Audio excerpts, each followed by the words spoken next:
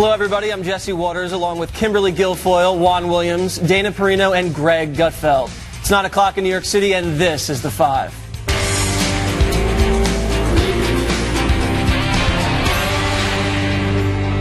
We're just 13 hours away from one of the most highly anticipated Senate hearings in recent memory. Tomorrow, former FBI Director James Comey will appear before the Senate Intelligence Committee to discuss his private conversations with President Donald Trump. It'll be the first time Mr. Comey has spoken publicly since the president fired him on May 9th. We're already getting a preview about what to expect from Mr. Comey, and Chief National Correspondent Ed Henry has the details from the White House tonight. Ed, what do we say?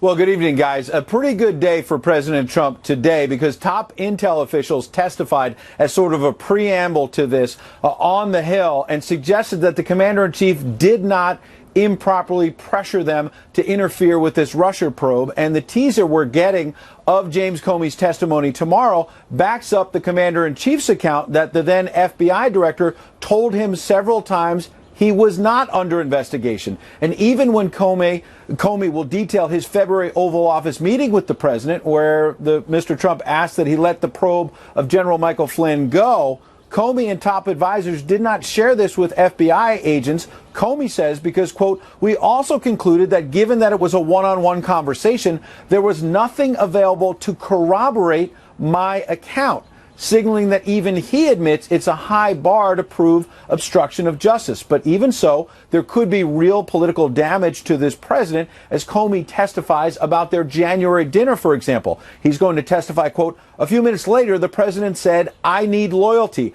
I expect loyalty. I didn't move, speak, or change my facial expression in any way during the awkward silence that followed. We simply looked at each other in silence. Awkward and a bit dramatic, perhaps, from Comey, which is why advisors for the president are telling me tonight they're bracing for two things tomorrow. Number one, even if it turns out to be a nothing burger, the mainstream media can build up the drama so much to make it look like it was devastating for the president. And the other thing is, even if it turns out to be a relatively good day for the president, he can mess it up by live tweeting the hearing and making matters worse. Guys?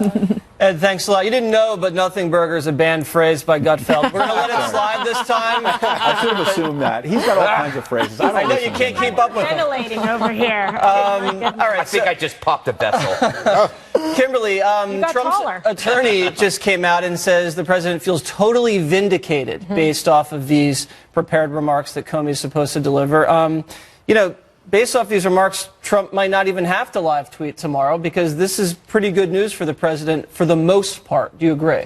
Yes, and that's why the attorney came out and made these statements, say the president feels vindicated because what so far that we've been able to review in that prepared statement, which is quite detailed, is that the statements are consistent with what the president said transpired between the two of them. So absent any other witness there, any other recording, there really isn't anything to contradict or provide an inconsistent statement to what the president said occurred conversation. And by this way, multiple times on multiple occasions, he was assured, in fact, that he was not the subject of investigation. So it shows then truthfulness on the part of the president. And I think it diminishes any kind of supposed, motive or intent to say that, oh, he wanted to fire Comey because, he was under investigation by the Russians. So at least in terms of the president, that gives him some cover there and validates his statement. So I think that was important. Yes, he did come away validated based off of these prepared remarks.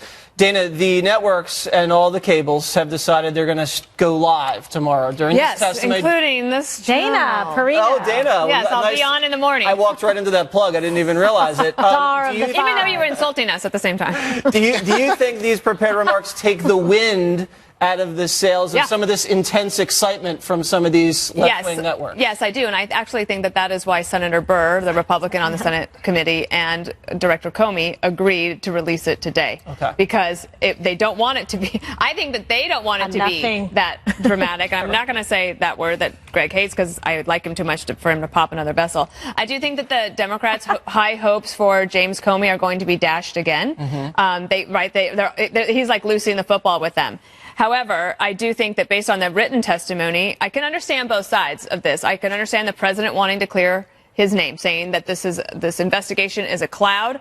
I want it to be cleared. And couldn't you just publicly say what you're telling me? Yeah. I also understand the separation of powers, and I respect them. And I think that the independent judiciary is so important. And I believe that FBI Director Comey was prudent in how he handled it. And I think that's what you'll see tomorrow, is that a public servant caught up in a situation where you have Hillary Clinton doing the terrible thing of starting having her private email server, then running for president, him having to get in the middle of that, making, I think, a mistake to comment on that and not recommend a prosecution, then getting himself into this situation because what he says in the written testimony is that he wanted to avoid a duty to correct if, in fact, it changed right. that he became a subject of an investigation, which could be worse for the president in the long run. So I think that the director was being prudent. I don't think it's necessary for the White House to trash Comey's reputation, and I think that they should go tomorrow, have a great infrastructure event, and just forget about it. Let the lawyer's statement stand, and let your surrogates handle it. Greg, speaking of forget about it, there's a moment, according to James Comey's recollection, where the President of the United States sat across from him and demanded loyalty.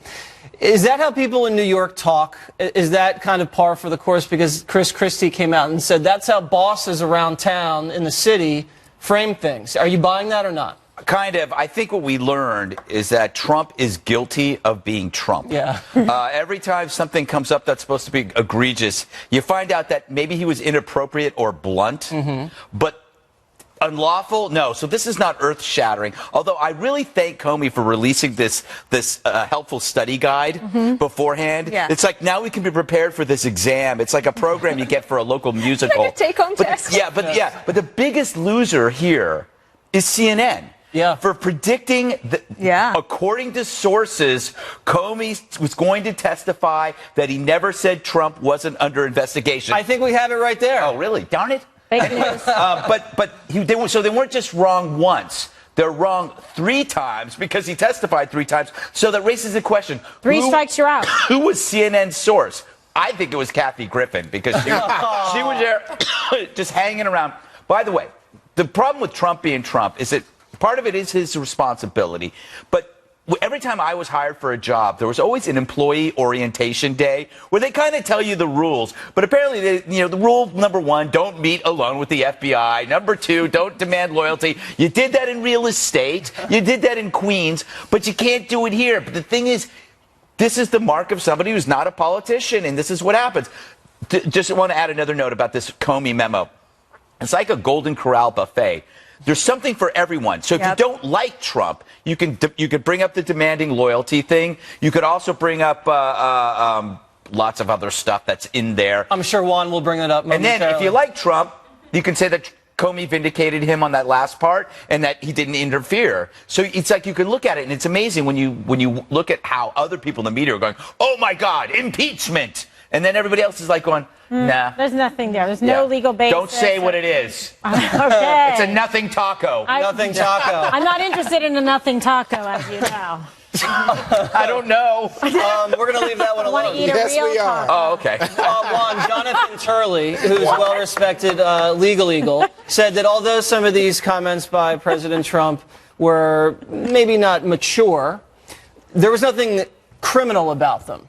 Do you agree? Yeah, absolutely. There's nothing criminal as of yet. I mean, the closest we could come, Jesse, is the idea that there is a basis for saying that he was trying to interfere with an ongoing investigation by asking the FBI director, can you see your way to let this go, that Mike Flynn is a good guy?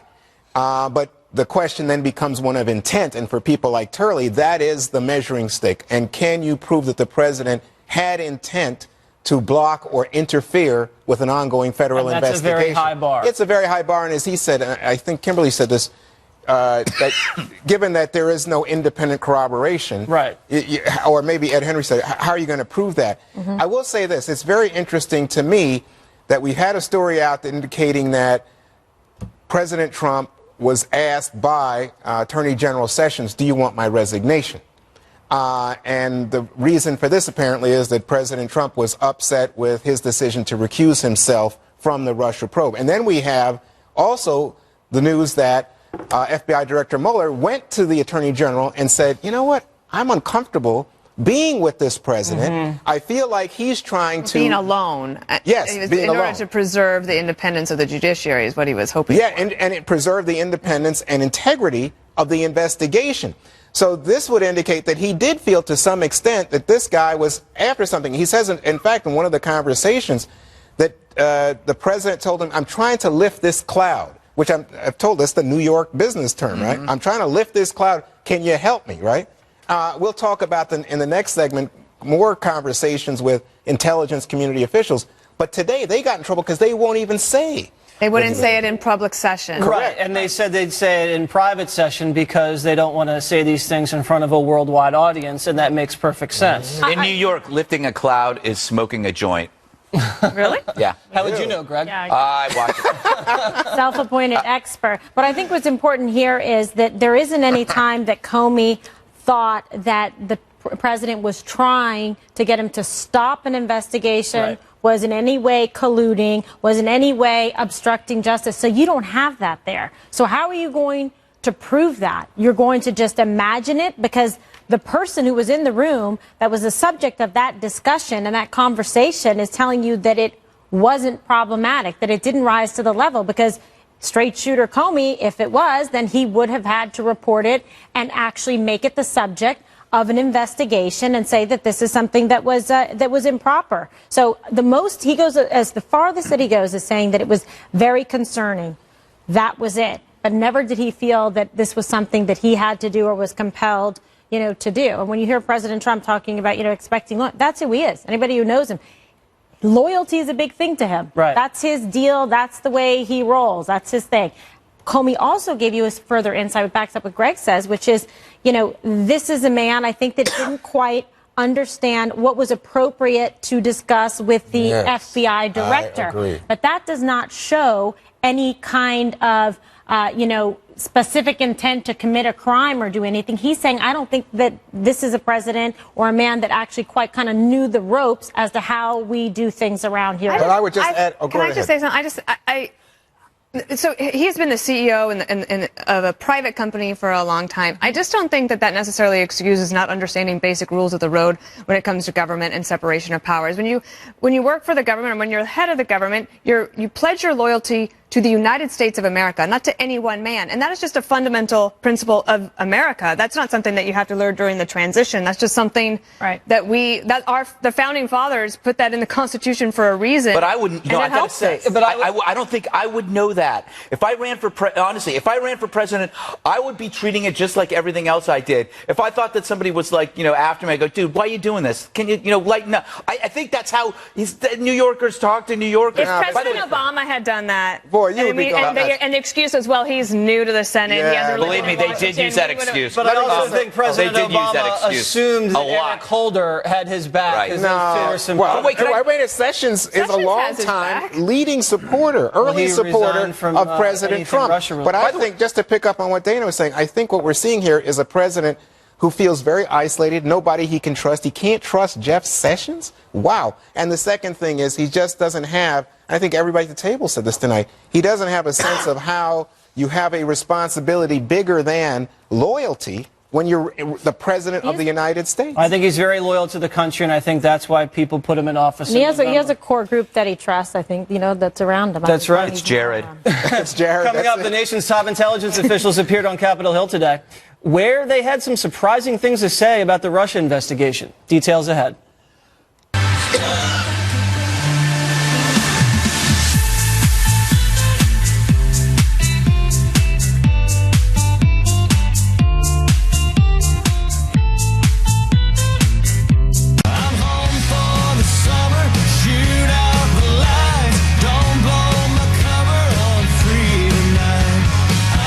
The Director of National Intelligence, Dan Coats, and National Security Agency Director Mike Rogers testified today on Capitol Hill, where they disappointed many senators by refusing to comment on any personal conversations they had with President Trump, as we were saying in the first block. Rogers and Coats said it wouldn't be appropriate to disclose discussions with the president in an open session, but they were more forthcoming when asked if the White House ever tried to influence an investigation. Are you aware of any efforts by anyone in the White House or the executive branch looking for advice from other members of the intelligence community about how to potentially influence an investigation. Are you talking about me? No. No.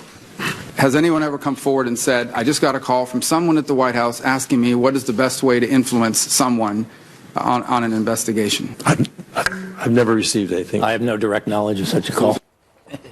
All right, so Juan, let me start with you. I talked to a Democrat today who is friendly with some of the Democrats on the Senate investigation on the Intel community, and they think that after today's testimony and what they know about what former FBI Director Comey will say tomorrow, they don't think there's going to be anything new. They think it is actually continues to be a distraction and a drumbeat. They said that it's like putting another log on the fire, but this is not going to be the end-all be-all. So do you think the Democrats are a little disappointed with the build-up to this hearing? Well, I think you have to be disappointed if you thought, as CNN reported, that there was going to be testimony from, the FBI director suggesting that, in fact, the president had said something explicit in terms of don't do it. And that there was clear evidence of intent, which would then lead to obstruction of justice, which would then lead to impeachment. So if you're not a Trump fan, this was, this be your nirvana. You're going to get rid of this guy. That's not happening, apparently, on the basis of anything that transpired today or likely to transpire tomorrow. Right. What we do see, Dana, that I think you and I will disagree on is in the testimony from Dan Coats, the Director of National Intelligence, and Mike Rogers, the National Security Council guy, that they refused to answer questions. So the Democrats, but I would also say Marco Rubio and the independent Angus King of Maine, became infuriated with them and said, wait a second, the White House hasn't invoked any executive privilege. Right. Why are you unable to come before our committee as we're trying to review the facts and then say to us, oh, we can't talk about this. We'll tell you privately, but of course there are no private hearings scheduled. Well, I do think that, Kimberly, the president benefits from having people around him who are experienced and established in Washington who don't overreact to things when the president might have said, hey, what do you think about this? So they didn't overreact, so they don't think it's that big a deal. But I guess an argument could be made that if this is all going to be repeated in the press anyway, should they have just been able to say that in public session today and put it to bed so that there's not speculation about what they said behind the scenes? I guess I think that, it's hard because you want to kind of get the right position, which is tell the truth, be transparent about what happened, but don't even engage in sort of things that are not relevant or that seem to kind of just be more of like, Russian gossip, the kind of thing that people were looking for this fodder is very distracting. The Democrats, you can see, were getting very frustrated today because they wanted to get something there and everybody was trying to have it, make it their moment to expose it. But the problem is, Comey went ahead and leaked his own testimony, right? He went ahead. I mean, in conjunction with the chairman, Senator Burr. Absolutely. And so that's what happened. And so now you have people like CNN who completely reported false information. It's a complete letdown. Is Comey going to radically change his statement tomorrow and make some kind of wild, inconsistent statement? I don't think so. I think he's going to stick to his script and exactly what he said today, which is based on his accounts that he took that were right after, contemporaneous in time with his conversations with the president. So it suggests reliability and credibility, and you're hearing it from the man himself. This is what happened. These are the facts. And I will also tell you subjectively what I felt at the time, which was that he didn't feel that any other action should be taken going forward, that he didn't find any wrongdoing on the part of the president, and he didn't think that the president was trying to end an investigation or, influence him in that way. Greg, you can imagine these two gentlemen have enormous responsibility in protecting us from threats of all sorts of kind, foreign and domestic. So can you imagine that they're probably sitting there thinking, we got a lot of other stuff to do? Yeah, I mean, Iran got hit. I mean, there's stuff's going on in this world, and they're dealing with this stuff, and it kills me to watch politicians getting angry over people who are acting just like them. They learned it from the best. That hearing they all used to be there. Yeah, this hearing was nothing more than a bunch of old people asking the same question over and over again. It was like, bunch of ageist. Yeah, yes. I'm getting there. It's like you're being at a 24-hour diner and somebody keeps asking how late you're open. It was absolutely. They shouldn't call it a hearing. They should call it hard of hearing. They need hearing aids. And and everybody's showing so much respect. They always have to wind up to get to the question. If you cut all of that stuff out and got to the meat and bones, it'd be shorter than a Ramones song from the first album. But it is about one group of people going after another group of people, and they're relentless. I got to give the Democrats credit. They are absolutely relentless. I wish the Republicans were like this with the real scandals during the last 8 years, the real Democratic scandals. If they were like this, who knows? Last word to you, Jesse. Well, I mean, what happened during those real Democratic scandals? I think Eric Holder, what did he say? Invoked executive privilege when they were trying to get to the bottom of Fast and the Furious. You had Lois Lerner taking the fifth on the IRS scandal. You had Hillary basically wiping her server clean. That was more evasive, I think, than some of the answers that were given today. Of course, these guys don't want to go up there and say what their private conversations were with the commander-in-chief in front of the entire world. That's obvious. Today was just another nail in the coffin for this so-called Russian Trump conspiracy. Everybody out there on that table said that there was no effort by anybody at the White House to influence any of their investigations. The Post story is fake news. It didn't happen. So I think a lot of Democrats are sitting around just waiting for the next thing to happen because they don't have anything going on right now. Which Post story is fake news? Remember they said that President Trump tried to influence the DNI and the NSA guy to say, hey, Comey, slow down this investigation. None of those guys said that. They wouldn't say it in They open said they were not influenced, but they didn't say what the conversation was. Right. So let's be clear. That's what I'm saying. That he benefits from people who don't overreact and that are prudent and experienced in Washington. And they're like, okay, we're not going to talk about that, sir. We're going to move on. Okay. And we're going to move on. Directly ahead, we'll tell you why authorities aren't tracking enough terrorists. We've got that. Stay tuned.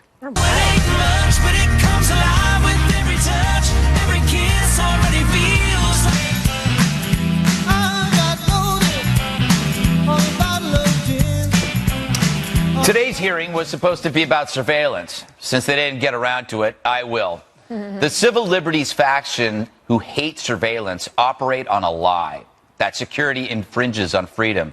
No, security enhances freedom, which ensures our survival, especially now when we're at war with a disease. Now, libertarians love to twist the Ben Franklin quote when he said that those who would give up liberty to purchase safety deserve neither. It's not about surveillance, but a tax dispute over who pays for frontier defense in Pennsylvania. Ben would have been fine with the NSA. What civil libertarians miss is our enemies realize that our love of liberty makes us vulnerable to their apocalyptic goals. They use our dedication to freedom to infiltrate, kill, and then inevitably rid us of that very same freedom. So what's the answer? We must realize that the survival of liberty requires a coexisting exception, one that allows us to stop the attacks on said liberty. This coexisting exception should sit beside our rights. Think of it as a bouncer whose job is to stop those people whose belief systems run counter to our freedom. So these anti-terror programs are not in conflict with liberty, but act as a tougher, more muscular pal, there to help, making sure that you're safe from dirty nukes, bioterror, and beheadings. Because it's hard to be free when you're dead. KG, are you tired of hearing this security infringing freedom argument? Because it's just like you're supposed to stop there and never actually wonder, maybe they go together. Yeah, and this is the problem. And these are people, it's like really, when you really think about it, you're going to be fine with a family member, a loved one, someone in your life being harmed, losing their life, being injured or maimed due to terror that could have been preventable if you actually had the will and the stomach to allow for a little bit of an investigation or intelligence gathering. Why do you have a problem with that? Why does human life, why is it valued so much lower than the right to go ahead and get some information from someone to prevent a loss of life? This is what bothers me so much. It's like, how much do we need to see in London and Manchester and here on our own soil in San Bernardino and in Orlando? How much is going to be enough? And at the Bataclan in Paris to say, that's that. Let's do something about it. Sounds like Theresa May has actually come to terms and to grips with it to say that enough is enough. We've got to do something about this. They are very clear about what they intend and that they will go to any lengths to be able to commit acts of jihad across the world to accomplish their goals. What are we willing to do? Is a small sacrifice too much to ask? Well, it's interesting. Jesse, they know our system so well that they know that our system allows them to actually work within it. For example, they want Sharia law. Radical Islamists they don't want freedom. But because we're free, we allowed competing ideas into our country, even the ideas that destroy us. It's a catch-22, and that's why a lot of these people can come here and fly under the radar and plot and plan, because we don't surveil mosques, we allow freedom of religion, freedom of expression, and we don't ban hate speech. You hit the nail on the head. Privacy is worthless if you're in a coffin. And it's funny how the conversation has changed since the beginning of the Bush administration.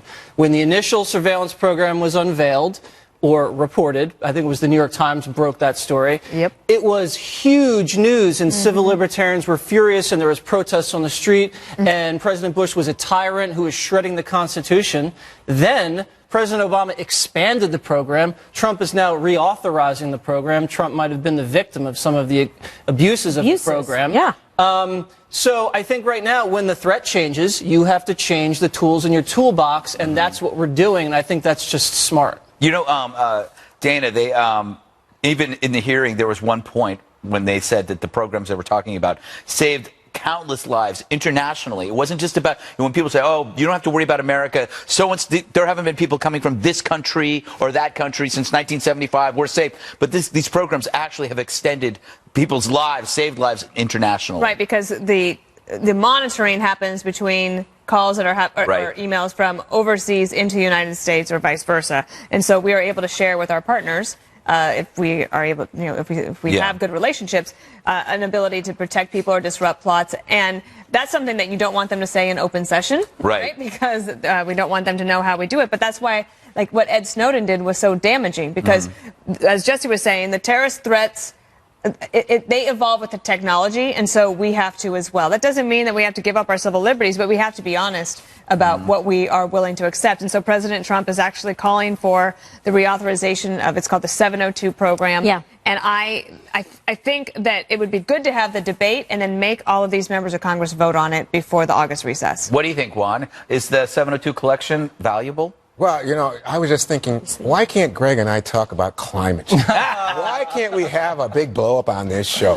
And you know what? I think I've got it. I know how to have a blow-up on the show. I think what we should tell the audience is that, in fact, the reality is here, the biggest threat to reauthorization came from President Trump and Republicans, his allies, who said, oh, Mike Flynn was unmasked under the FISA Act in 702 and asked a ton of questions today about, is it proper to unmask people? And they had to be told by the intelligence community, gee, we keep a strict record of who we talk to, who request an unmasking, or, normally the names of Americans are redacted in these transactions. You are just monitoring conversations, email traffic. Well, that's unfortunate for the Democrats that there's a paper trail of the unmasking request. No, there's not. That could blow up in Susan Rice's fist. No, I think they're glad there is, Jesse, because it proves this is nothing unusual and nothing improper was done.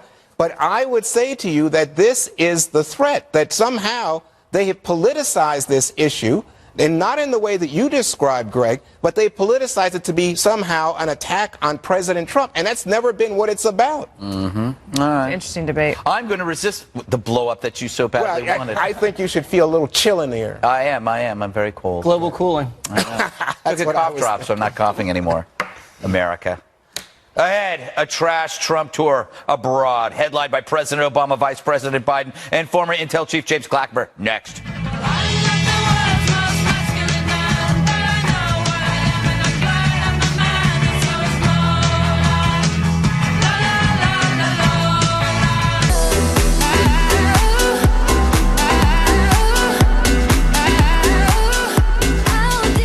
After President Trump won the White House, President Obama said he would do everything he could to help him succeed.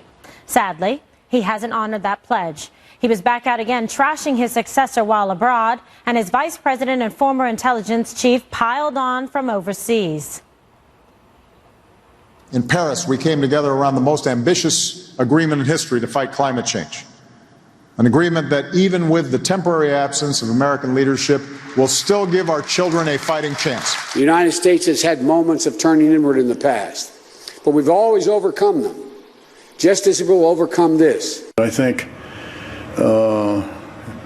compare the two, that Watergate pales really in my view, as compared to what we're confronting now.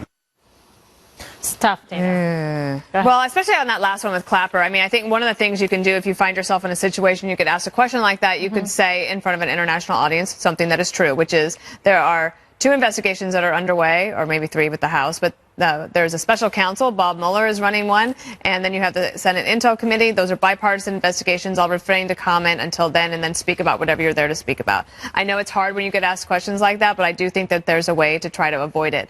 I'm thinking back to 2009 when in that first 6 months, President Obama's team worked to try to dismantle the legacy and also the programs from President George W. Bush on the global war on terror, in particular with Gitmo, and we're saying some pretty harsh things about it. President Bush actually was very quiet, but if you remember, Vice President Dick Cheney was not, and he was extremely effective, and he did. Remember the dual speech that he had against President Obama? They are going to want to defend their legacy. President Obama is going to want to do that. Even if it's veiled, it still hurts, and especially if it's on foreign soil, it's kind of hard to take. All right, Greg, what do you make of it? Proper, improper?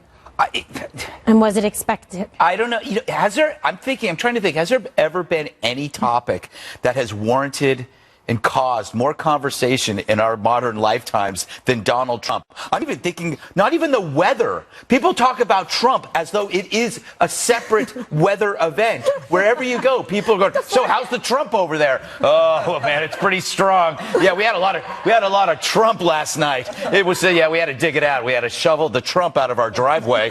It just keeps piling up. I look at what President, I wasn't upset with that stuff because, again, it's just what people talk about. There's a lot of things that President Obama said that got under my skin when he said about the Paris Accords. We need to give our children a fighting chance. This is that predictable, cheap, hackneyed cliche that the left always uses, that somehow if you come out against something, kids are going to die.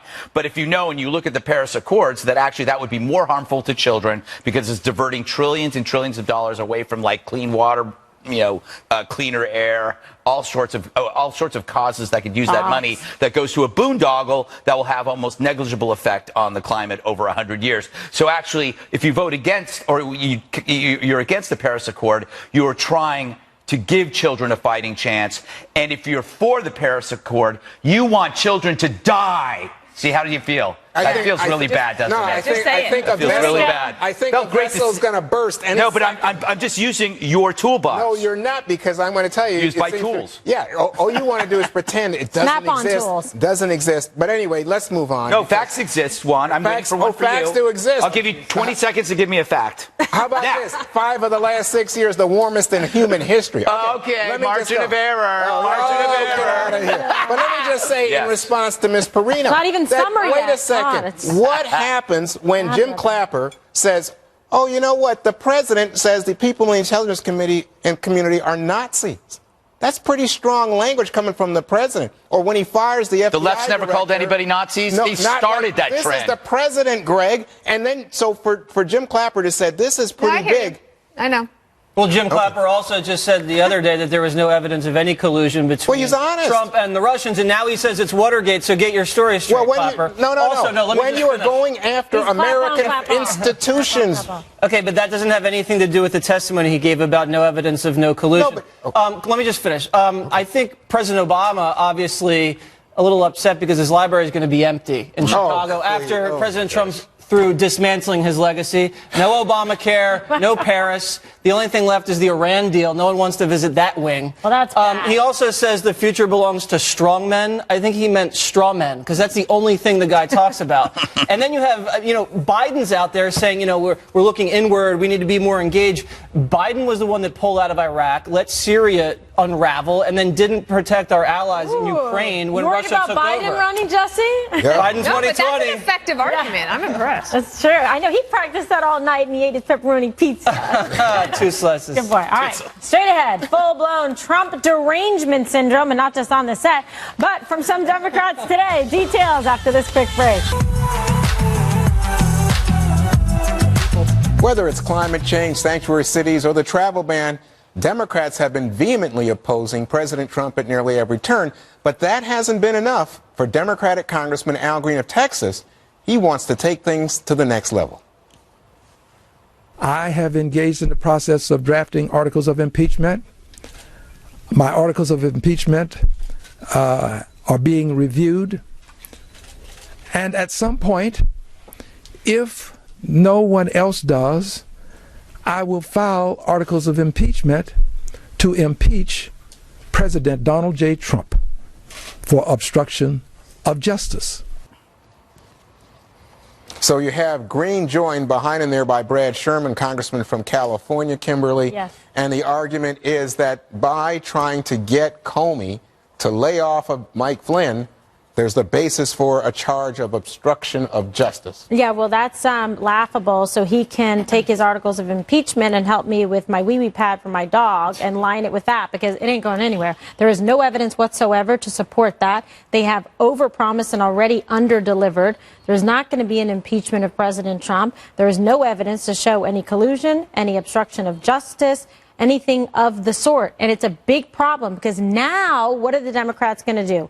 What are they going to say to the constituents and to the people when they've been huffing and puffing, having the Russia vapors? Well, that's now a good they haven't point. been able to What's a wee-wee pad? Okay, there's one for your size. You can Yes. Oh, that's what I was wondering. You know, keeps the house tidy. But Jesse, in Bad weather fact, outside. Kimberly's Me point too. is well taken by a number of Democratic leaders. Adam Schiff on the Intelligence Committee, Linda Sanchez, who's one of the leaders, says it's too early, not enough facts. Yeah, you guys have been saying that for quite some time. That's fine. I think you guys keep saying that. Push impeachment, behead people, boycott No, they things. said don't do it. They're saying that Green is wrong. Oh, they're saying Green's wrong? Right. Yeah. Yes. Oh. Green's like the guy. Green's like We the like guy. them. Yeah. Jesse. You know what he reminds me of? Jesse. He's like the guy that's like at the bar at 2 a.m. and he's trying to buy everybody shots, but all his friends are not there anymore. He's that guy. Okay. Not even Pelosi's on the impeachment No, nobody's train. okay, but I will So he say needs this to to get with the Dana. program. Dana, right now the polls have it 43% of Americans want to see Donald Trump impeached. And by the way, this is just for Greg, but don't let him in on it. 63% of the professors say impeach him. Shocking. Okay, you're going to have to do a little better with me on the professors thing. If Pelosi can't enforce some discipline, they will have to deal with headlines like this every day, and they will miss opportunities to comment on the health care bill that is going to. There will be a vote before the August recess in the Senate that will go to President Trump's desk for signature. They will not be able to focus on that if they're so consumed with impeachment. So, Greg, how would you impeach him? Because I imagine you have thought about that. It's like talking about how you're going to spend your money when you win the lotto. Never going to happen. You know, Donald Trump is a spork. You know, for the Republicans, you see a spoon, a lovely spoon. But the Democrats, they see a fork. but if it's like lotto, you got to play to win. Yeah, and you know what? Well, somebody won the lotto again today. Oh. It's somebody who didn't need the money. President Trump. Control room says you guys play privately. One more thing up next. Play privately.